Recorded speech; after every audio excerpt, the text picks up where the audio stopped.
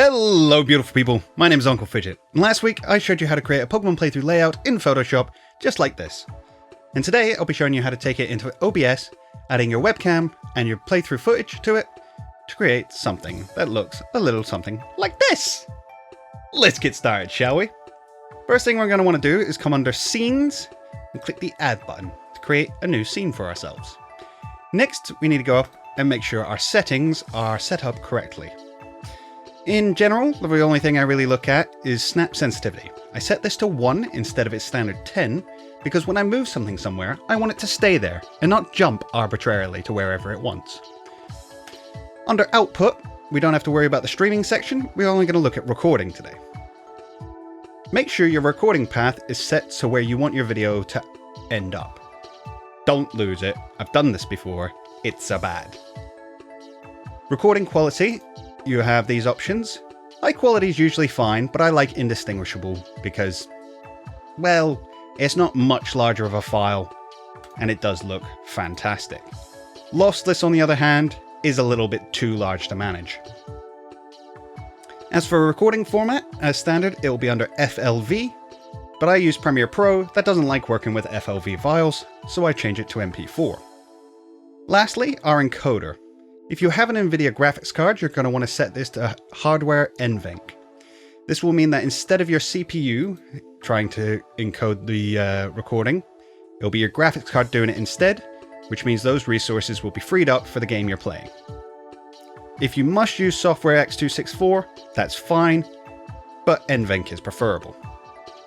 Under audio, all we really need to make sure is that our mic is set up to the correct port.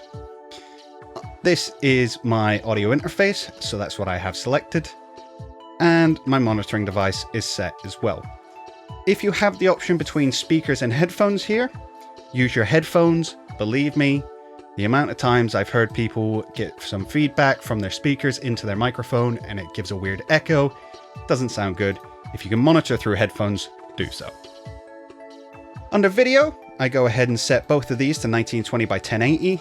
This is the resolution of the actual canvas we'll be working on. And this is our output resolution. If you want to output in 4K, this is obviously where you do it. I, however, don't find it necessary. Downscaling filter isn't important, but what is the FPS value. Because YouTube allows to upload in 60 FPS, or 60 frames per second, that's what I use. It's important that you decide early on what you want to upload in, because you should really record, edit, and export everything at the same frame rate. So for this, I use 60. We're going to go ahead and hit apply, and OK. Now under sources, we can click the add button, go to image, browse, and bring in our layout we created last week. Because we created it in 1920 by 1080, it will fill up the full screen. Now we can go ahead and click add again to bring in our playthrough footage. So this is live and will be different depending on what kind of game you're trying to record. As this is for Sword, I'm using a capture card to record my Switch. So I will click video capture device, and there, game capture 4K 60. Okay, and you can see that this is live and I'm playing it right now.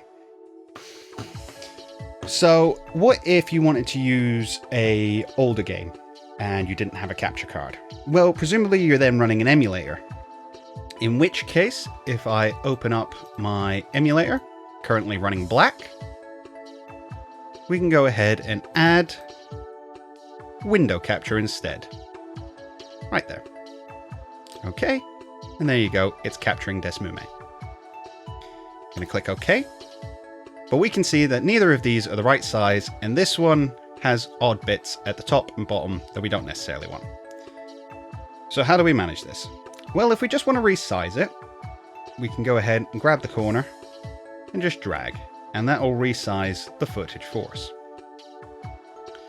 With the window capture, however, if we want to get rid of, say, the top bit here and this bottom screen, we're going to hold Alt on the keyboard and then resize.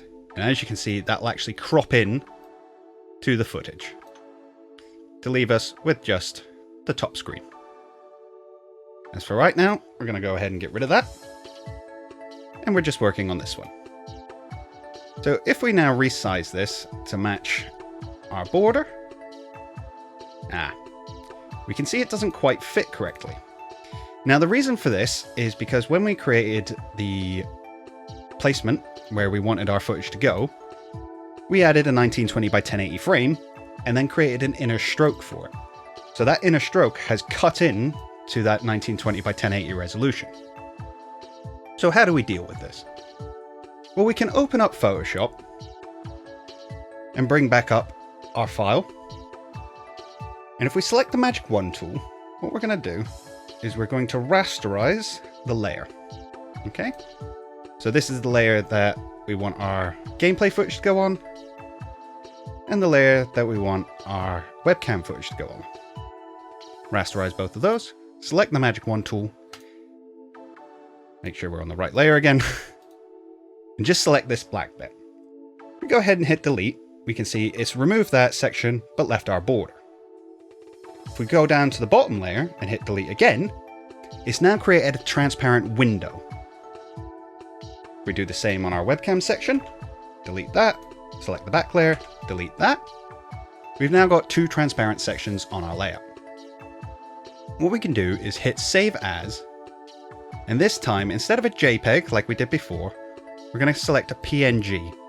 Okay? And what that does is it allows it to stay transparent. So now, if we change the image that we've got selected to that PNG, and we move the video into the video capture device down, we can see that it's now behind the layer, but we can see through it to the video. So we can place that there, and that looks fine. And the border is fully intact, and everything looks great. So now to add our webcam. I'm going to go in and hit add again, video capture device, OK, and select it from the drop-down menu. Hello!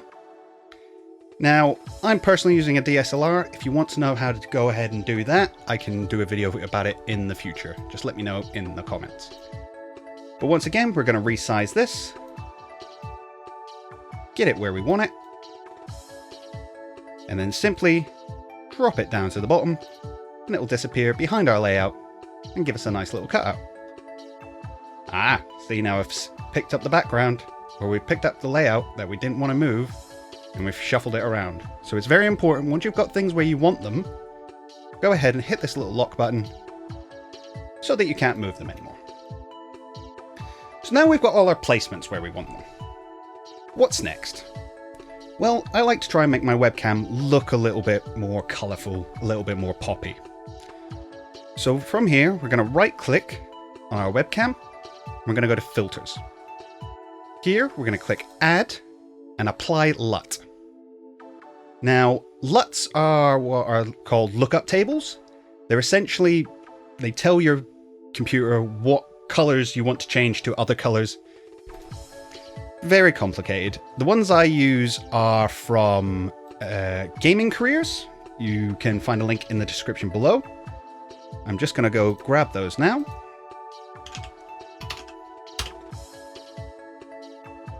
And I personally like using this one, Roland. You can see that's changed the colors there. It's brought a bit more saturation into it, added a bit of contrast. Maybe a little bit too much, so we can change this dial, bring it down ever so slightly. About 65 looks fine. So now when we close that, that's how it looks. The next thing we need to do is sort out our audio. Okay? So if we were recording on an emulator, we would use desktop audio. That would record our gameplay audio. As we're using a Switch and a capture card, it's under this instead. So we don't need to do too much to this, but I do like to bring the volume down ever so slightly, usually about 12 decibels. And what that allows is for the game's audio not to overpower my voice while I'm recording. When it comes to recording your voice, we're going to go ahead, just make sure I've selected the right one. Yep.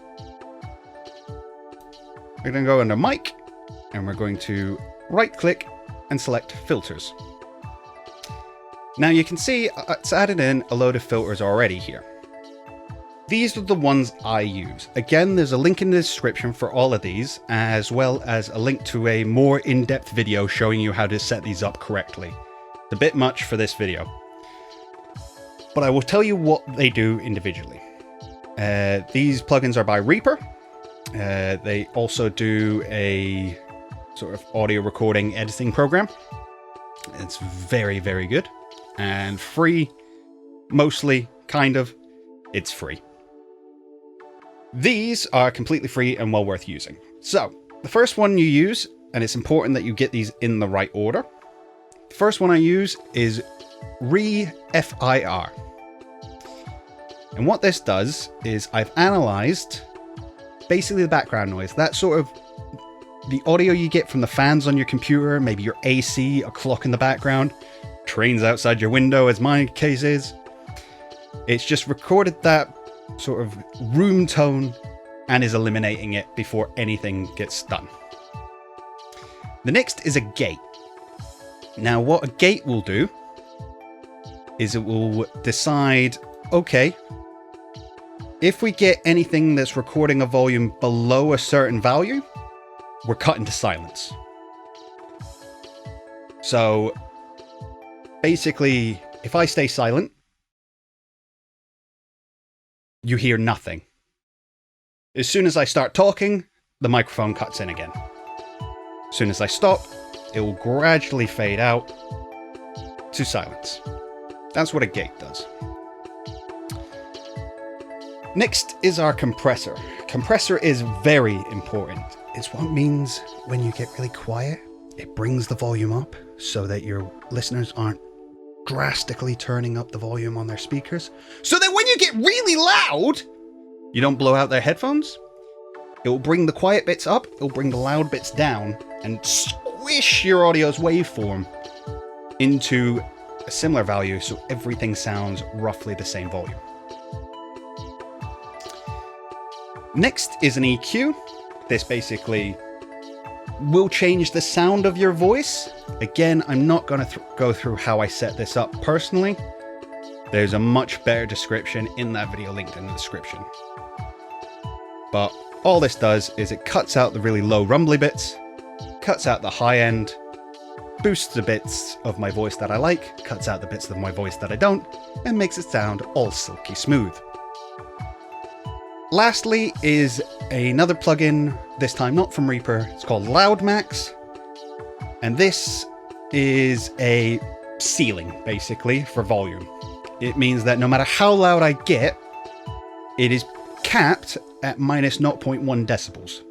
So you're not going to get any of that harsh peaking that you often get if you're too loud into a microphone. And that's it.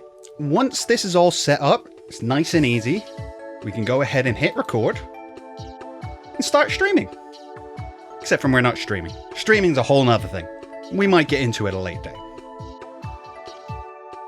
What we'll do next week, however, is take this recording, add it into Premiere Pro, and show you how I add in the Pokemon, the badges, and anything else you might like to see. So until then, I'll catch you later.